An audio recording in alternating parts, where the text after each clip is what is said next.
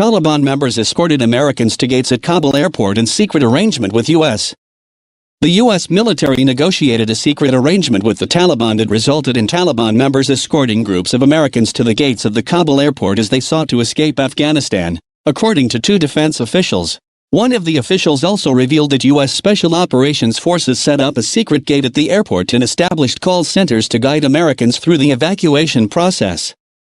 The official said Americans were notified to gather at preset muster points close to the airport where the Taliban would gather the Americans, check their credentials and take them a short distance to a gate manned by American forces who were standing by to let them inside amid huge crowds of Afghans seeking to flee.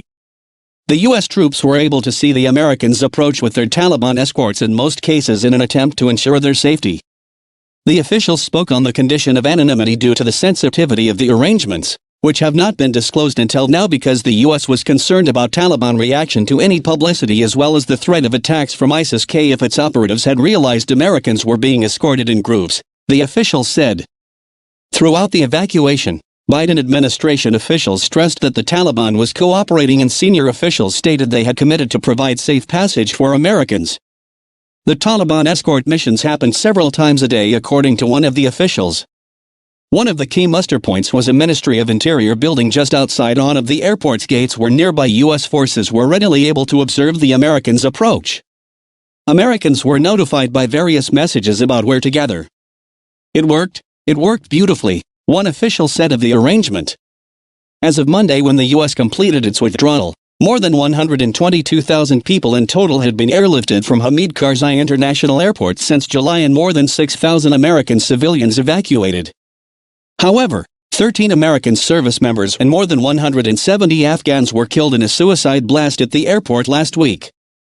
It is not clear if the Taliban who were checking credentials during these efforts turned away any of the Americans. There have been numerous reports that some Americans with passports and U.S. green card holders were turned away from Taliban checkpoints close to the airport. In another separate secret arrangement not disclosed until the operation was over, troops from the elite Joint Special Operations Command and other Special Operations units were also on the ground helping Americans escape by contacting them through call centers, one of the officials said. Special Operations Forces set up their own secret gate at the airport and was at times in direct communication with Americans telling them exactly where to walk to find the gate and be able to get inside the airport. Commander of U.S. Central Command General Frank McKenzie first publicly revealed the involvement of Special Operations Forces at a Monday press conference saying those forces helped evacuate more than 1,000 American citizens and more than 2,000 Afghans via phone calls, vectors, and escorting.